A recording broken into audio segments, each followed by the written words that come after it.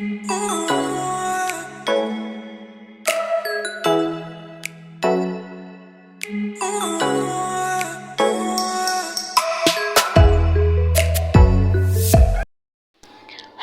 အားလုံးပဲမင်္ဂလာပါရှင်ဒီနေ့မှာတော့ဖြိုးအနေနဲ့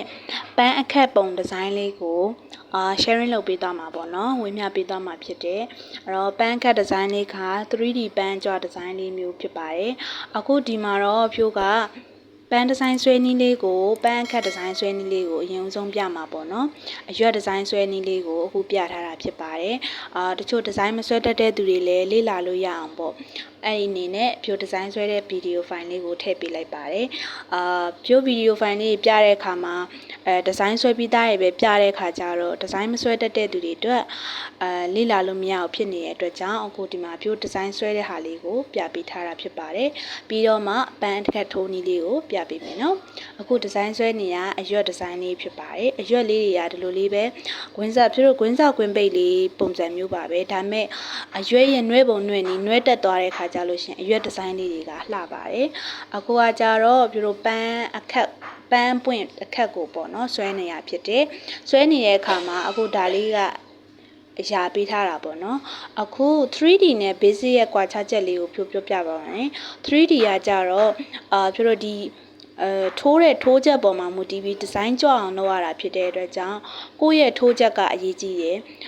ကြွအောင်လုပ်ဖို့အတွက်ကိုယ့်ရဲ့ထိုးချက်က step ပိုင်းကအရေးကြီးပါတယ် basic မှာကြတော့ဘာအရေးကြီးလဲဆိုတော့ဒီဇိုင်းကအရေးကြီးပါတယ်ဒီဇိုင်းဆွဲတဲ့မှသာလျှင်ဖြိုးကအဲ့ဒီဒီဇိုင်းကိုဖြိုးတို့ရုပ်ကြွအောင်ဒီဆွဲချက်ထိုးချက်အပိုင်းတွေနဲ့ပုံဖော်သွားရတာဖြစ်တယ်အဲ့တော့ basic နဲ့ 3D ရဲ့ကွာခြားချက်လေးကအဲ့ဒါပါပဲ 3D ကကြတော့ဖြိုးတို့ကြွနေအောင်လုပ်ရတာဖြစ်တဲ့အတွက်ကြောင့်ပိတ်ပေါ်မှာဒီဇိုင်းတိကျဆွဲစရာမလိုဘူးbasic ကကြတော့ပြတို့ထိုးချက်တွေဒီဒီဇိုင်းရဲ့ဆွဲထားတဲ့ပုံမှာထိုးချက်တွေအသေးစိတ်သွားရတာဖြစ်တဲ့အတွက်ကြောင့်ဒီဇိုင်းပိုင်းကအရေးကြီးတယ်အဲ့တော့အဲ့နှစ်ခုရဲ့ကွာခြားချက်ကိုနားလည်ရင်ရပါပြီအဲ့တော့ basic pattern မှာဆိုလို့ရှိရင်ပြတို့ဒီဇိုင်းပိုင်းတွေအရေးကြီးတယ်ဒီဒီဇိုင်းတွေကိုအတူပြုပြီးတော့ထိုးချက်တွေကိုသွားရတာဖြစ်တဲ့အတွက်ကြောင့်ပေါ့နော်အခုဒီမှာဖြိုပန်းအခက်ကဒီ 3D မှာဆွဲထားတာဖြစ်တယ် 3D ဘိုင်းကကြာဒီလိုမျိုးလေးပဲဖြိုတို့အရာလေးပေးရုံပဲပေါ့နော်အဲ့တော့ဒီအောက်ပိုင်းလေးမှာကြာတော့ဖြိုတို့30အဆက်လေး30ချထားတယ်ထိပ်ပိုင်းလေးမှာတော့အဆက်20ချထားတယ်ပန်းခိုင်ကိုဖြိုတို့9ပွင့်ပန်းခိုင်ပုံစံမျိုးနဲ့သွားမှာဖြစ်တဲ့အတွက်ကြောင့်ပေါ့နော်အဲ့လိုမျိုးလေးဖန်တီးပေးထားတာဖြစ်ပါတယ်အခုနောက်တစ်ခက်လေးဖြိုထပ်သွားပါမယ်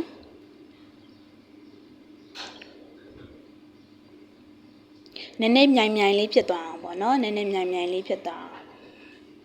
ဒီလိုအရင်ဆုံးစဝိုင်းပုံစံလေးဝိုင်းလိုက်မယ်အဲ့ဒါပန်းရဲ့အောက်မှာထားတဲ့ဘယ်ပြောမလဲအောက်ခြေပေါ့နော်ဒါလေးကကြတော့ပန်းရဲ့အဖူးဆိုင်ပန်းရဲ့အပွင့်ဆိုင်ပေါ့ပန်းရဲ့အပွင့်ဆိုင်ဖြစ်တယ်ပန်းရဲ့အပွင့်ဆိုင်ကိုပြီးတော့ဒီလိုမျိုးပန်းပွင့်ဖက်လေးထည့်ဖို့အတွက်ယာထားတာဖြစ်ပါတယ်အခုဒီမှာဖြို့ချီကိုစပြီးတော့ရှင်းပြပေးပါမယ်ဒီဗီဒီယိုဖိုင်မှာဖြို့ကချီကို3မျိုးသုံးသွားမှာဖြစ်ပါတယ်အခုဒီမှာသုံးမဲ့ချီကမစ်ကောအခုဒီမှာဖြိုပန်းခက်လေးကိုနမူနာထုတ်ပြထားတယ်ဒီလိုဒီဇိုင်းလေးထိုးမှာဖြစ်ပါတယ်เนาะအဲ့တော့ကြံတဲ့ပန်းပွင့်လေးတစ်ပွင့်နဲ့အခက်လေးတစ်ခက်ရှိမယ်အဲ့အခက်လေးကိုဖြိုထုတ်ပြပေးသွားပါမယ်ဒါမစ်ကော်တွန်ကိုအသုံးပြုထားတဲ့ပန်းပွင့်လေးပေါ့เนาะအောက်ကဟာလေးကကြတော့ဖြိုဒီရိုးရိုးချီတိုးချီဖြစ်တဲ့ချီကျစ်တာအသုံးပြုထားတာဖြစ်တယ်ဒီအရွက်တွေနဲ့အယိုးတန်လေးကိုကြတော့ဖြိုရိုးရိုးအက်ချီကိုအသုံးပြုထားတာဖြစ်တယ်အဲ့တော့ဒီဗီဒီယိုဖိုင်မှာဖြိုချီ3မျိုးကိုအသုံးပြုပြီးတော့ထုတ်ပြပေးသွားမှာဖြစ်ပါတယ်ရှင်ချီ3မျိုးကိုထုတ်ပြတာချီ3မျိုးလုံးကိုအသုံးပြုပြတာဘာဖြစ်လဲဆိုတော့ဖြိုကိုဘယ်ချီမျိုးစားအသုံးပြုလို့ရလဲဘာချီမျိုးစားသုံးလို့ရလဲလို့မေးနေတဲ့ comment တွေတွေ့တယ်ပေါ့နော်အဲ့ဒီအတွက်ကြောင့်အကုန်လုံးသုံးလို့ရတာကိုပြချင်တာပါအဓိကကိုကချီကင်တက်ဖို့ပဲရေးကြည့်ပါတယ်ချီကျစ်တာကိုအခုမှစားလေ့လာမဲ့လူတွေကြတော့ချီကျစ်တာကိုသုံးတာကပိုကောင်းပါအခုဒီအောက်မှာဆိုချီကျစ်တာကိုအသုံးပြုထားတာဖြစ်ပါတယ်ချီကျစ်တာကိုသုံးတာကောင်းတယ်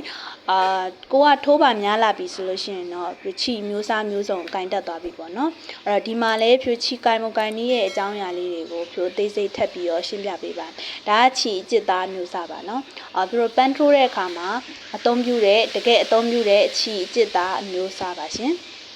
၃မျိုးကိုပြပေးပါမယ်ချီ၃မျိုးကိုပြပေးပါမယ်နော်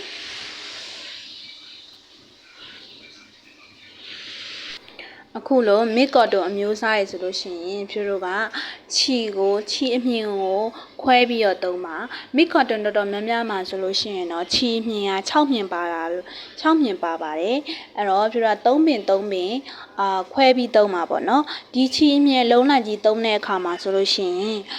ဖြိုတို့အနေနဲ့ပိတ်လဲနာတယ်ပြီးလို့ရှိရင်ချီထွက်လာတဲ့ချီတွေကလည်းခွာထွက်သွားနိုင်တယ်အဲ့ဒီအတွက်ကြောင့်မစ်ကော်တွန်အသုံးပြုတဲ့အခါမှာဆိုရင်ချီမြင့်အလုံးလိုက်ကြီးကိုမသုံးဘဲနဲ့ချီမြင့်လေးတွေကိုခွဲပြီးသုံးရခြင်းဖြစ်ပါတယ်နော်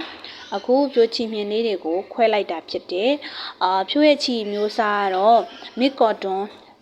အယောင်ဆက်လေးဖြစ်နေတာပေါ့နော်အယောင်ဆက်လေးဖြစ်နေတာဖြစ်တယ်သူ့ရဲ့ချီမာကအယောင်ဆက်ဖြစ်ထားတာဖြစ်လို့ပန်းဒီဇိုင်းလေးတွေပိုလှသွားမယ်လို့ထင်လို့ဖြိုအဲ့ဒီချီလေးကိုရွေးချယ်လိုက်တာဖြစ်ပါတယ်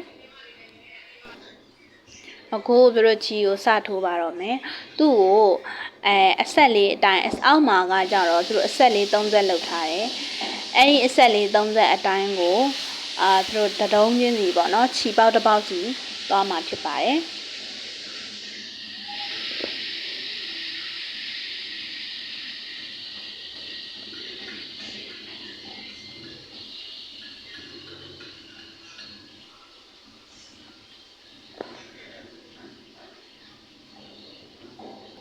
အခုဒီမှာဖြို့ပင်အပ်လေးကိုအသုံးပြုမှာပါနော်ပင်အပ်လေးကိုအသုံးပြုပြီးတော့မှဒီချီကိုပင်အပ်မှာပတ်မှာပေါ့နော်ဖြို့ပင်အပ်မှာပတ်ပြီးတော့မှဒီပွင့်ဖက်လုပ်မှာပေါ့ပွင့်ဖက်လုပ်မှာဖြစ်တဲ့ကြောင့်ဒီအပ်ဖင်လေးနဲ့ဒီလိုဖြို့အောက်ကအပေါက်လေးကိုချီပေါက်လေးတွေကိုအပ်ဖင်လေးနဲ့ရှိုးလိုက်ပါရှိုးပြီးလို့ရှိရင်ဖြို့ချီကိုဒီပင်အပ်ရဲ့တိုင်အောက်မှာပြန်ပတ်ရမှာနော်ဘာဖြစ်လို့လဲဆိုတော့သူတို့ဂွင်းလေးပုံတရံပေါ့နော်ဂွင်းလေးပုံတရံဖြစ်အောင်သူတို့ပတ်သွားမှာဖြစ်တယ်ဒီပင်ရဲ့အောက်မှာပတ်လိုက်ပါပင်ရဲ့အောက်မှာပတ်ပြီးတော့မှသူအဲ့ဒီနောက်တစ်ခုကိုအဖင်လေးနဲ့တခါအဲ့ဒီအပေါက်လေးတွေကိုပဲပြန်ရှို့အဲ့အပေါက်လေးတစ်ပေါက်ထဲကိုပဲပြန်ရှို့မှာเนาะဖြစ်တော့ဒီပေါက်လေးတစ်ပေါက်ထဲကိုပြန်ရှို့ပြီးလို့ရှိရင်ဒီပင်ရဲ့အောက်မှာတခါထပ်ပတ်အဲ့တော့အဲ့ဒီဝင်းပတ်ရည်လေးကထူထူလေးပတ်ခြင်းအပြင်ဖြစ်လို့ထွက်လာမဲ့ပန်းဖက်လေးရဲ့ပေါ့နော်ပန်းရဲ့အဖက်လေးကလည်းထူထူလေးရပါမယ်အဲ့တော့ကိုယ့်ရဲ့ဂွင်းပတ်ရည်များလေပန်းရဲ့ထွက်လာမဲ့ပန်းဖက်လေးကပို့ပြီးတော့ထူထူလေးဖြစ်လေအဲ့လိုမျိုးကိုယ့်ရဲ့ဂွင်းပတ်ရည်နဲ့ပဲဆိုင်ပါတယ်ဂွင်းပတ်ရည်ကိုအနည်းဆုံးအားဖြင့်ဖြစ်လို့10 ခုပတ်မယ်ပေါ့နော်10 ခုအောက်တော့မလျော့စေပါနဲ့10 ခုအောက်လျော့လို့ရှိရင်တို့ရဲ့ဒီပန်းဖက်လေးကပပလေးဖြစ်နေလိမ့်မယ်ပပလေးဆိုလို့ရှိရင်တိတ်ပြီးတော့မလှဘူးပေါ့နော်တိတ်ပြီးမလှဘူးအဲ့တော့10ဘက်15ဘက်လောက်ပတ်ပေးပါ10ဘက်15ဘက်လောက်ပတ်ပြီးတော့မှဒီပွင့်ဖက်လေးတစ်ခုရမှာပေါ့နော်အဲ့တော့သူတို့ပတ်လိုက်မယ်နော်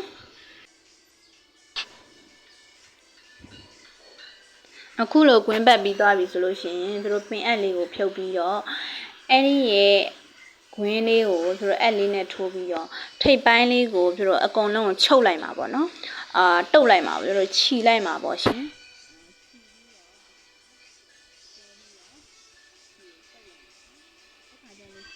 တို့ကပန်းအဖက်လေးပန်းပွင့်ဖက်လေးတစ်ဖက်ရတာပေါ့နော်ပန်းပွင့်ဖက်လေးတစ်ဖက်ဖြစ်နေရသွားပါပြီအဲ့လိုမျိုးပန်းပွင့်ဖက်လေးကိုသူတို့9ဖက်လုပ်မှာပါအရန်ကိုလွယ်ပါတယ်ဒီပန်းလေးကလေပြီးသွားတဲ့အခါမှာဆိုလို့ရှိရင်လှတယ်မြန်လဲမြန်တယ်ပေါ့နော်ပြီးတော့အဲ့ဒီဒီဇိုင်းလေးကိုဘယ်နေရာမှာအသုံးပြုလို့ရလဲဆိုတော့ရင်ပုံးတောက်လေးတွေမှာပြီးတော့ပန်းဖြစ်နေသုံးလို့ရတယ်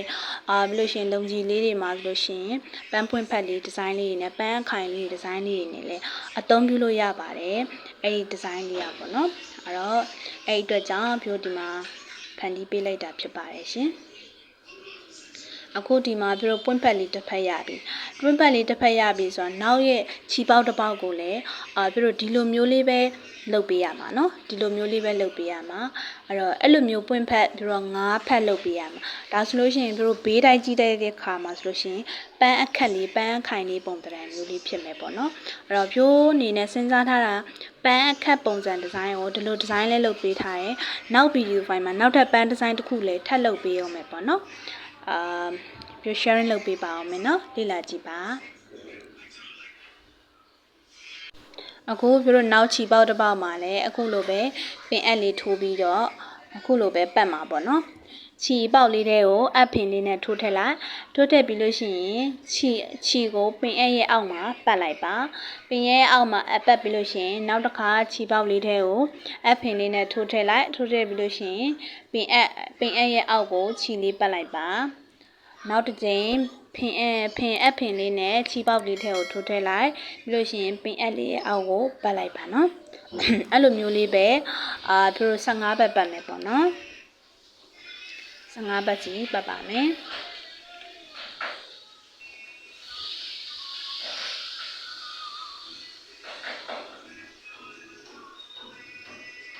အဖင်လေးနဲ့ထိုးထည့်လိုက်တယ်ပြီးလို့ရှိရင်ချီလေးကိုပင်အပ်ရဲ့အောက်မှာပတ်လိုက်ပါတယ်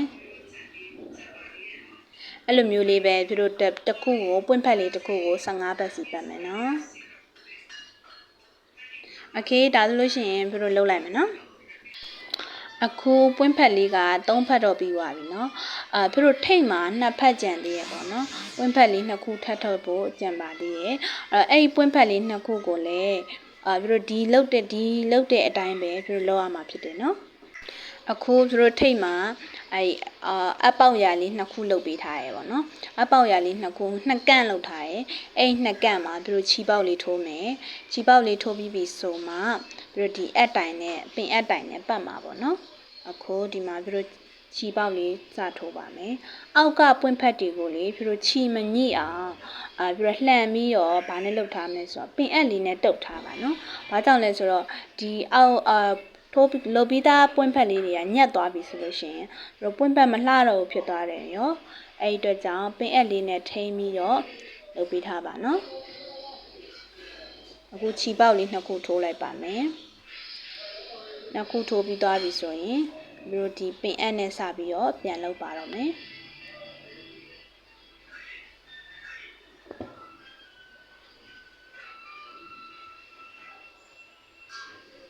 သူ့ကိုလည်းပထမနည်းအတိုင်းပဲပင်အက်လေးနဲ့ထိုးပြီးတော့ချီပတ်ပါမယ်နော်အဲ့တော့သူ့ကိုထိုးပြီးသားပွင့်ဖက်လေးတွေကိုပင်အက်လေးနဲ့ချုပ်ထားပါမယ်နော်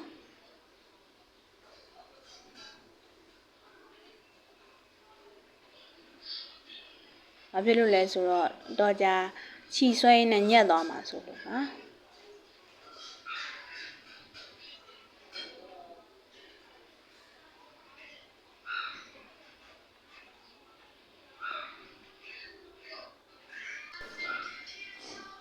အခုအဖင်လေးနဲ့ထိုးလိုက်တယ်ထိုးပြီးပြီဆိုလို့ရှိရင်ခြီကိုဒီပင်အပ်မှာပြန်ပတ်မယ်ပြီးလို့ရှိရင်ဒီကွင်းထဲကိုခြီပေါက်ရတဲ့ကိုဖြိုးအနေနဲ့အဖင်လေးနဲ့ထိုးထည့်လိုက်ပါမယ်ထိုးထည့်ပြီးလို့ရှိရင်သူ့ကိုခြီကိုပင်အပ်ရဲ့အောက်မှာပြန်ပတ်မယ်เนาะအဲ့လိုမျိုးလေးပဲလုပ်သွားပေးမှာเนาะနောက်ပွင့်ဖက်ကိုလည်းအဲ့လိုမျိုးလေးပဲလုပ်ပေးသွားမှာเนาะအခုဖြိုးပွင့်ဖက်လေး5ဖက်စုံသွားပါပြီပွင့်ဖက်လေး5ဖက်စုံသွားပြီဆိုလို့ရှိရင်ဖြိုးဒီအယိုးတံလေးကိုသွားပေးအယိုးတံမသွားခင်မှာအောက်ကပန်းအစုံလေးပေါ့เนาะပန်းပွင့်အစုံအောက်ခံလေးပေါ့ပန်းပွင့်အောက်ခံလေးကိုဖြိုးဒီမှာခြီကျစ်သားလေးနဲ့ထိုးပြပေးပါမယ်เนาะခြီကျစ်သားလေးနဲ့ထိုးပြပေးမယ်ခြီကို3မျိုးသုံးပြီးတော့ထိုးပြပေးသွားမှာပါရှင်အဲ့တော့အရွက်နဲ့အယိုးတံကိုကြတော့ဖြိုးဒီအချီရိုးရိုးလေးသုံးပါเนาะအခုဒီမှာအောက်ကပန်းရဲ့အပွင့်အခန့်လေးကိုထိုးပြပေးပါမယ်အဲ့ဒါလည်းဘာမှမခတ်ဘူးเนาะဖြိုး stain stick အပိုင်းနဲ့သွားပေးရ ဒီပန်းပွင့်ကိုကြတော့ပြောလို့ petal stick ပိုင်းနဲ့သွားပြီးထားတာဖြစ်တယ်နော်သူရဲ့ stick နာမည်က petal stick ပိုင်းပါအဲ့တော့ပန်းပွင့်ရဲ့နာမည်ကိုတော့ဖြူမပြောဘူးပေါ့နော်ဘာလို့ပန်းပွင့်အမျိုးအစားတော့မသိဘူးဆိုပေမဲ့ပန်းအခိုင်အမျိုးအစားလေးလို့ပဲဖြူခေါင်းမြစ်တထားပါမယ်ဒီအမျိုးအစားကိုကြတော့ဖြူတို့ဒီ stick petal stick ပိုင်းကိုကြတော့ဖြူတို့ပန်းအခိုင်လေးထိုးတဲ့ဒီဇိုင်းတိုင်းမှာထိုးအသုံးပြုလို့ရတယ်ပေါ့နော်အသုံးပြုလို့ရတယ်ဖြူတို့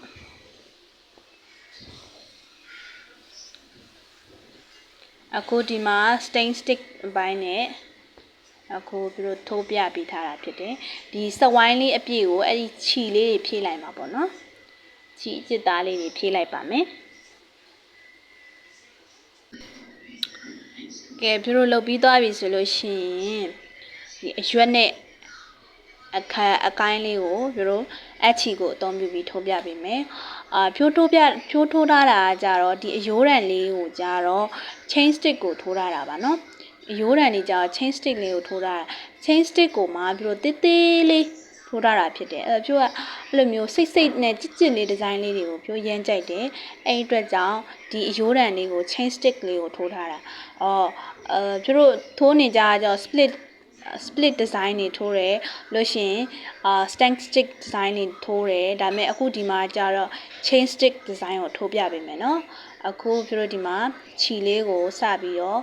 ထိုးလိုက်တယ်လွယ်တယ်နော်အဲ့တော့ခြီအလန်းတစ်ပေါက်စာလေးကိုပဲပြတို့သွားမှာစိတ်လေးနဲ့သွားမှာပေါ့နော်တအားလှပါတယ်ဒါလေးက chain stick ပါအခုဒီမှာပြတို့အပ်ဖင်လေးနဲ့ပထမခြီလေးရဲ့အောက်ထဲကိုပြတို့ဂွင်းလေးရှို့လိုက်တာပေါ့နော်ဂွင်းလေးကိုရှို့လိုက်တယ်ရှို့ပြီးလို့ရှိရင်ဒီမှာပြန်ပတ်ပြီးတော့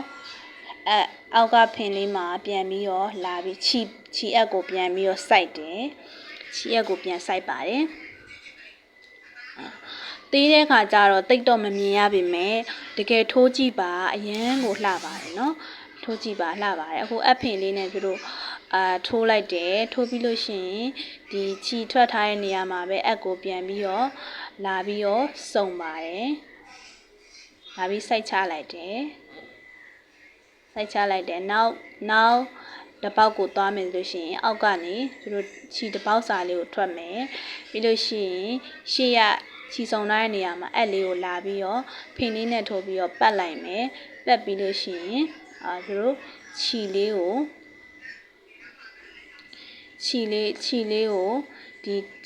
ထွက်ထားတဲ့အပိုင်းမှာပြန်ပြီးတော့လာပြန်စိုက်ပါမယ်နော်အဲ့တော့ chain stick ပါ chain stick ကိုအသေးလေးအသုံးပြုပြီးတော့ထိုးထားတာဖြစ်ပါတယ်နော်အဲ့လိုမျိုးလေးပဲအယိုးရံလေးကိုထိုးသားလိုက်ပါမယ်နော်အခုအယိုးရံလေးထိုးသားပြီးပြီဆိုရင်ဒီမှာအရွက်ဒီဇိုင်းလေးကိုသွားပါမယ်အရွက်လေးကလည်းဖြူသေးလေးပဲသုံးထားရနော်သေးလေးပဲဖန်တီးထားပါတယ်သူ့ကို lipstick design နဲ့သွားမှာပါနော် lipstick design နဲ့သွားမှာပါ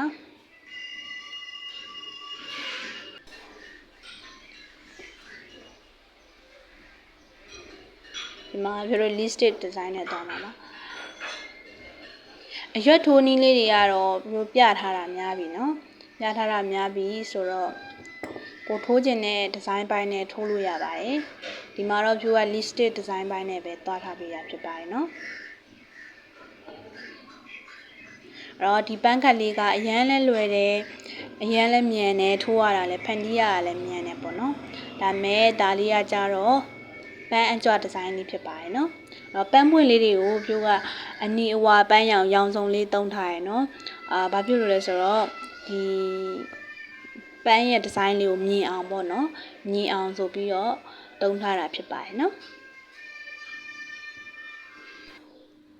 အခုဒီမှာသူတို့ပန်းခိုင်လေးပြီးသွားပါပြီအရွက်လေးလည်းစုံသွားပြီဆိုတော့သူ့ရဲ့ပန်းရဲ့အင်္ဂါရက်မှာပါရမယ့်အင်္ဂါရက်တွေစုံသွားတဲ့အခါမှာပန်းဒီဇိုင်းလေးကအရန်ကိုလှပါတယ်နော်အဲ့တော့သူတို့ဒီထိတ်နေနားလေးမှာပန်းပွင့်ရဲ့ထိတ်လေးနားမှာဝင်းမုံအိတ်လေးတွေထည့်မယ်ဆိုလို့ရှင်လဲလှသေးရဲ့နော်ထည့်လို့ရသေးရဲ့ဒါပေမဲ့ဖြိုးကတော့မထည့်တော့ဘူးဝင်းမုံအိတ်လေးတွေတော့မထည့်တော့ဒီပန်းအပွင့်ဒီဇိုင်းလေးတွေပဲလုပ်ထားတာဖြစ်တယ်ပန်းခတ်လေးကအရွက်လေးသေးသေးလေးနဲ့ပန်းခတ်လေးပေါ့နော် ရန်ကိုလှပါတယ်အဲ့ဒီဒီဇိုင်းလေးကိုထိုးကြည့်ပါနော်လွယ်တယ်မြန်လဲမြန်တယ်ပန်းဒီဇိုင်းလေးလှတယ်တော့အရိုးတန်လေးတွေကို chain stick လေးတွေ